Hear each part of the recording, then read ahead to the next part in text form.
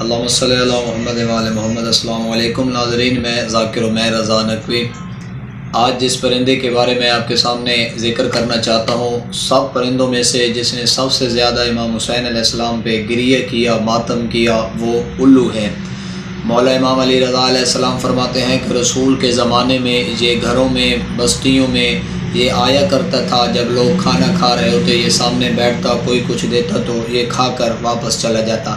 لیکن واقعہ کربلا کے بعد جب اس نے دیکھا کربلا کے واقعے کو، امام حسین بادشاہ کو جب بے دردی کے ساتھ مسلمانوں نے شہید کر دیا، تو اس کا بھروسہ انسانوں سے اٹھ گیا۔ یہ جنگلوں میں، پہاڑوں میں، صحراؤں میں جا بسا اور اس نے کہا میرا انسانوں سے بھروسہ اٹھ چکا ہے۔ ناظرین، یہ اس کے بعد اس نے گریہ اور ماتم میں زندگی گزارنا بسر کر دی۔